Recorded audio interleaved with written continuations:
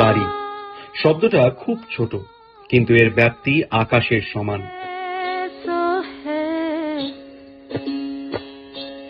আমাদের মানে খুব অবস্থা খারাপ ছিল বাড়ির, এই দিদি ছিল বলে বাড়িটা দিয়েছে।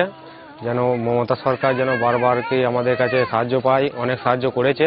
এই নিয়ে ছেলের সংসার নিয়ে খুব ভালো আছি, খুব সুবিধায় আছি। আরো বারবার যেন দিদিকেই চাই, এরকম সুবিধা সুযোগ যেন আবার দিদি দিতে পারে।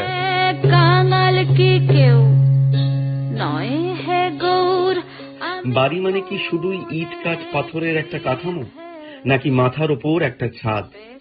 না, বাড়ি তার চেয়েও অনেক বেশি কিছু।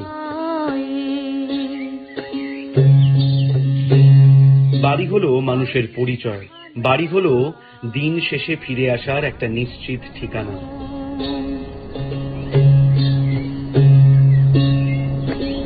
পুরনো বাড়ি, এটা একটা রান্নাঘর চালা ছিল ভাঙা। আমরা পঞ্চায়েতের সদস্যদের জানিয়ে এই নতুন বাড়িটা হয়েছে। টাকা পয়সা দিচ্ছে, এই ঘরটা বলতে দিল। বাড়িটা তো দাঁড় করানো হয়েছে, মাথা গোঁজার ঠাঁই হয়েছে। জগন্নাথ।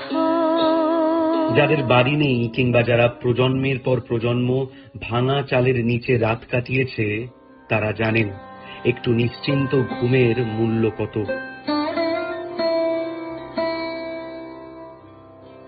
বাড়িতে খুব ভাঙাচুরো ছিল, জল পড়তো ঘর দিয়ে, তারপরে বেড়া ঘোরাও ছিল না, খুবই কষ্টের মধ্যে গিয়েছে আমাদের। বাড়িঘর খুবই মানে ভেঙে গেছে। শীতকালে খুব কষ্ট হয় থাকার জন্য, বর্ষাকালেও থাকার কষ্ট হয়। বাড়ি মানে নিরাপত্তা, বাড়ি মানে আত্মসম্মান, বাড়ি মানে সমাজে মাথা উঁচু করে বাঁচার অধিকার। রাজ্য সরকার তার সীমিত ক্ষমতা সত্ত্বেও সম্পূর্ণ নিজস্ব টাকায় বাংলার বাড়ি গ্রামীণ প্রকল্পে রাজ্যের 21টি জেলার 12 লক্ষ যোগ্য পরিবারকে, আমি তাদের সকলকে আমাদের অভিনন্দন জানাই। 60,000 করে দুবার 1,20,000 টাকা করে দেওয়া হবে। বাংলার মাটিতেও এমন লক্ষাধিক পরিবার ছিল যাদের কাছে পাকা বাড়ি ছিল এক বিলাসিতা, এক অধরা স্বপ্ন। আমার খুব অসুবিধা হচ্ছে, আমি ঘর বাড়ি করতে পারছি না, ভাঙা ঘরে পড়ে আছি। এই তিরপল জ্বালিয়ে তিরপল দিয়ে ঘর করে আছি।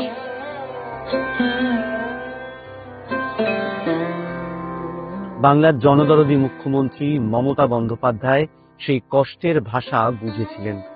তিনি অনুভব করেছিলেন রাজ্যের গরিব মানুষকে শুধু খাদ্য বা বস্ত্র দিলেই হবে না, তাদের দিতে হবে স্থায়ী ঠিকানা, দিতে হবে আত্মমর্যাদা।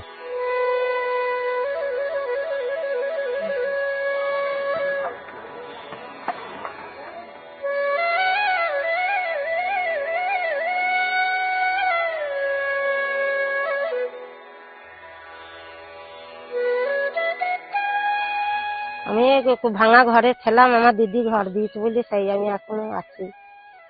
দিদি ঘর দিয়েছে বলেই তো আমি আছি, দিদিটা দিচ্ছি বলেই আমি খাইতে পেয়েছি।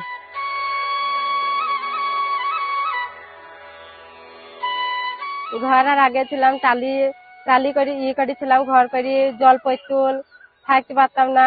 সরকারি থেকে দিয়ে আমার বিশাল উপকার হয়েছে। ছেলে থাকে নিয়ে ভালো করে সুখে শান্তিতে থাকতে পারছি।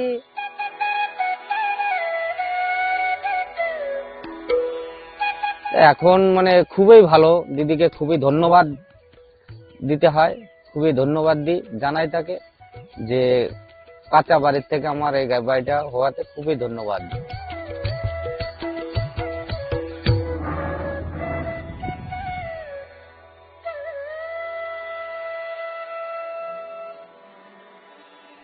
কিন্তু বাংলার মানুষের এই সুখের সময় বাংলা বিরোধী বিজেপির সহ্য হলো না।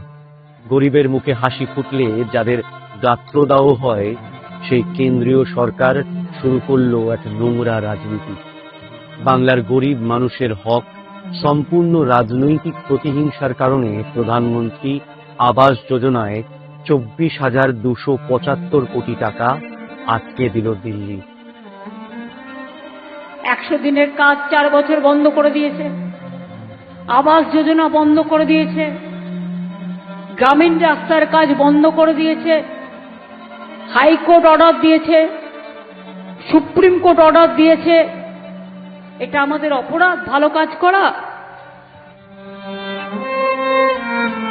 দিনের পর দিন, মাসের পর মাস, বছরের পর বছর বাংলার সরকার বারবার আবেদন করলো, কিন্তু কেন্দ্রের থেকে না পাওয়া গেল সদুত্তর, না পাওয়া গেল আশ্বাসের আলো। একেই বলে বঞ্চনা, শোষণ এবং বাংলা বিরোধী রাজনীতি। একেই বলে বাংলার মানুষের প্রতি চরম অবহেলা। সমস্যার কথা কি আর বলবো, আপনারা এসে পজিশন তো দেখতেই পাচ্ছেন। বৃষ্টি হলে যে বর্ষায় কি জল পড়ে আর কি অবস্থায় থাকি আমি জানি, আমার ওপরওয়ালা জানে।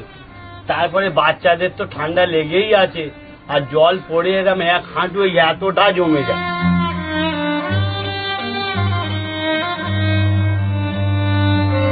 লক্ষ লক্ষ মানুষ যারা আশা করেছিলেন এবার তাদের পাকা ছাদ হবে, তাদেরই সেই স্বপ্নকে মাঝপথে থামিয়ে দেওয়া হলো। মোদী সরকার এভাবে বহু ধোঁকা দিয়েছে, বহু ধোঁকা দিয়ে দিয়ে আমাদের আসবে, এই হবে তাই হবে। কোনোদিন মোদী সরকার আমাদের কোনো এসব কাজ করেনি। কেন্দ্রীয় সরকার প্রমাণ করলো বাংলার মানুষের চোখের জলের মূল্য তাদের কাছে নেই। তারা কেবল ক্ষমতা এবং ভোটের রাজনীতি করে। মোদী সরকার ঘর দেবে বলেছিলাম, মোদী সরকার ঘর দিইনি আমাকে। আমি থাকতে পারিনি, অনেক সাপ দিচ্ছে, এরকম ঢোকে, বাচ্চাদের নিয়ে শুই। এই জল পড়ে গেছে, এই মাটি আমার জড়া করাছে, জল পড়ছে, টালি দিয়ে জল পড়ছে।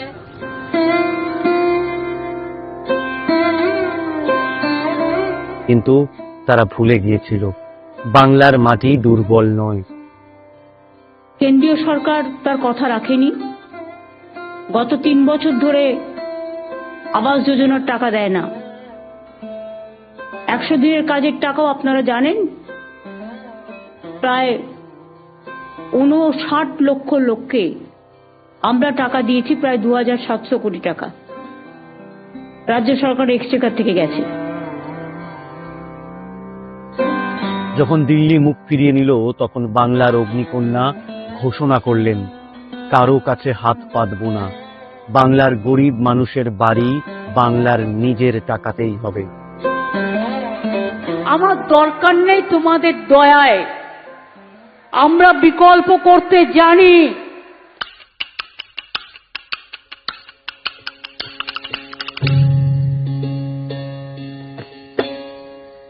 কেন্দ্রীয় সরকার বঞ্চনা করেছে, আর তৃণমূল কংগ্রেস সরকার দিয়েছে সম্মান। কেন্দ্র যেখানে অপমান করেছে, দিদি সেখানে মাথা তুলে রেখেছেন। ঘরের মাটির ঘর ছিল, ঘরের চাল, সত্যি খুব অসহায় অবস্থায় ছিল। এবং এই যে ফোন করার পরে 60,000 টাকা প্রথম পেলাম কিস্তিতে, তারপর আবার 60,000 টাকা পেলাম। এই দুবারে এই 1,20,000 টাকা পেয়ে আমি এই ঘরটা তৈরি করতে পারি। মা মাটি মানুষ সরকারের সম্পূর্ণ অর্থায়নে চালু বাংলার বাড়ি গ্রামীণ প্রকল্পের মাধ্যমে পশ্চিমবঙ্গের 12 লক্ষেরও বেশি পরিবারকে বাসস্থানের সুবিধা দেওয়া হয়েছে, যার জন্য ব্যয় হয়েছে 14,400 কোটি টাকা। বাংলার বাড়ি গ্রামীণ প্রকল্পের দ্বিতীয় পর্যায়ে আরো 20 লক্ষ পরিবার উপকৃত হবে এবং এর জন্য 24,000 কোটি টাকা ব্যয় হবে। 2011 সালের পর থেকে পশ্চিমবঙ্গ সরকার প্রায় 1 কোটি পরিবারের জন্য মর্যাদাপূর্ণ বাসস্থান নিশ্চিত করেছে। আমার নাম বাসুদেব মাঝি, গ্রাম আন্ডব, জেলা পূর্ব বর্ধমান। আমাদের রাজ্য সরকার মমতা বন্দ্যোপাধ্যায়ের সরকার এই বাড়িটা আমাকে দিয়েছে, আর এই বাড়িটা দেওয়ার পরে আমি খুব উপকৃত হয়েছি।